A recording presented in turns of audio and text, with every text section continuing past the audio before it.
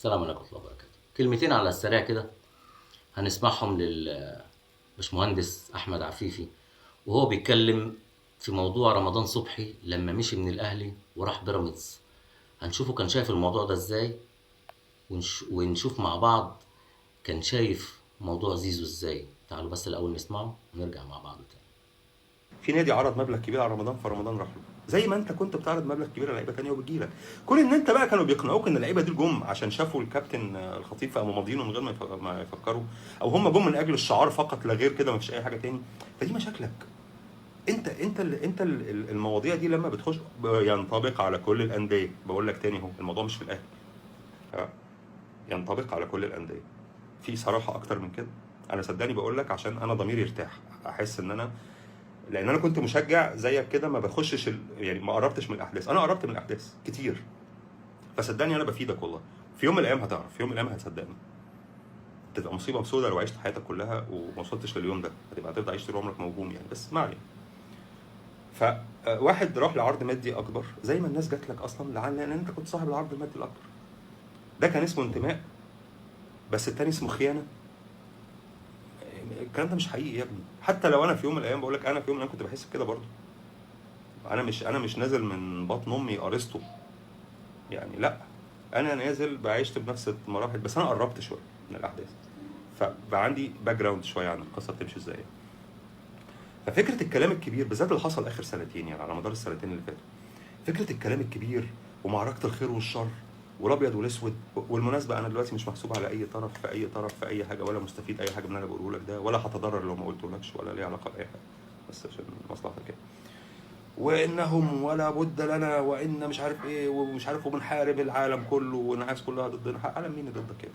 هل رمضان اهلاوي؟ اه اهلاوي. هل رمضان لو راح بيراميدز مش هيبقى اهلاوي؟ في ظني لا، اهلاوي. اهلاوي. بس زي ما قلت لك، هنا ما بيبقاش الحب غير مشروط، بيبقى الحب مشروط، او قدر معين من الحب مشروط. يعني هو هيفضل اهلاوي بغض النظر لعب في الاهلي او ما لعبش في الاهلي. دي ظني انا الشخصي. لان انت بتعتقد ايه؟ اصل انا كنت بعتقد زيك زمان، ان يا منتمي وان شاء الله يلعب ببلاش، يا بتاع فلوس وما بيهموش غير الفلوس. انا كنت فاكر كده.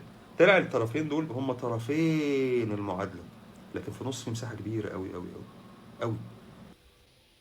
وده كان رأي عفيفي في موضوع رمضان صبحي، وإنه كان شايف إن الموضوع احترافي بحت. زي ما هو بيتكلم هكلمك زي ما هو بيتكلم كده ببساطة شديدة. جاله مبلغ مالي بره أكبر منك، راح، بس خلص الموضوع. يعني موضوع رمضان صبحي واللي احنا قعدنا فيه ده كله، جاله مبلغ مالي أكبر، بس خلص الموضوع. ده موضوع احتراف، بس. هي دي طريقة أحمد عفيفي. وإيه تاني يا أستاذ أحمد؟ إيه تاني؟ وإن عشان تضحي بمبلغ خيالي زي ده، تضحي بمبلغ خيالي زي ده عشان خاطر يتقال عليك ان انت المنتمي وانت الاهلاوي الجامد وانت لا لا لا لا لا لا. في ناس كتير سبقوك، ضحوا وعملوا اللي انت بتفكر فيه دوت، بس صدقني ندموا. ندموا. انا كنت زمان بفكر برضو كده زيكم. اتاري موضوع الانتماء والولاء والفلوس متباعدين عن بعض، خطين متباعد. يا سلام على الفلسفة، فيلسوف كبير. تعرف تخش للجمهور بتاعك اللي بيتابعك واللي بينتمي للنادي اللي انت بتنتمي ليه، بتعرف تخش له منين. الحتت الحلوه اللي من ورا، بتعرف تستعمل المصطلحات اللي اكتسبتها من ثقافتك وتعليمك الكويس. انا عارف انت راجل مثقف، انا ما بنكرش، بس بتعرف تجيب المصطلحات اللي تشد بيها الناس دي، يقولوا ده بصوا، ده احمد عفيفي ده قمه الثقافه، ده العلامه بتاعنا، ارسطو. ده ارسطو بتاعنا، ده اللي بيجيب مناخيرهم الارض. فينك من موضوع زيزو؟ فينك من موضوع زيزو؟ انا اقول لك فينك من موضوع زيزو. لا لا لا لا لا. كل ما بنعمل تجربة جامدة وكبيرة بيشتروها بفلوسهم. كل ما بنعمل تجربة بيشتروها. ايه الفايدة؟ ايه الفايدة من اللي الزمالك بيعمله؟ كل ما يحاول ويعافر ويربي جيل ويعمل ويعمل، وتيجي تعمل تجربة جامدة بيشتروها بفلوسهم. الفلوس يا فندم هي اللي بتتحكم في هو الاهلي معاه فلوس قد بيراميدز؟ يا راجل يا مثقف، الاهلي معاه فلوس قد بيراميدز؟ طيب بيراميدز خد منك كام لعيب؟ خد منك كام لعيب؟ خد منك علي جبر، خد منك احمد الشناوي، وخد منك عمر جابر، وخد منك مصطفى فتحي، وخطف منك اتنين في ريعان شبابهم، عز شبابهم، يوسف اسامه نبيه وسيف فاروق جعفر، وخدهم منك غصب عنك، هربوا من عندك وراحوا لهم. وما سمعناش حضرتك وانت بتعمل كده، يعني كل ما هنعمل حاجه وتجربه هيشتروها، كل ما يعملوا حاجه وتجربه هيشتروها. ما سمعناش الصياح على الاهلي بس، لان انت موقفك وكل كلامك في كل البرامج اللي بتطلع فيها، مفيش حاجه بتطلع من بقك غير وهي معطره بكره الاهلي. طالعه من بقك متعطره بكره الاهلي، مش عارف ليه. وطبعا معطره دي بالنسبه للجماهير اللي بتسمعك وبتشوف الكلام ده يعني عطر بالنسبه لهم، مش بالنسبه لنا احنا. انت عارف تضحك عليهم ازاي، وعارف تكسبهم ازاي، وعارف تخليهم يطلعوك بطل ازاي. هي بالطريقه دي، باني اسقي الكره فيهم للاهلي. هو الزمن عايز كده، والجو عايز كده، والترند عايز كده.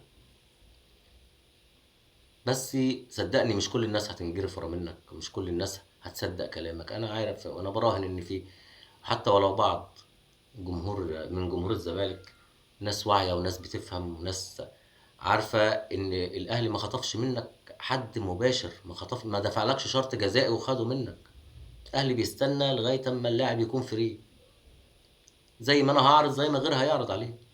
كونك انت قصرت وما عرفتش تكسب اللعيب بتاعك وتحببه فيك وتخليه حتى على الاقل خالص يصبر عليك شوية، ده مشكلتك وده موضوعك ودي امكانياتك.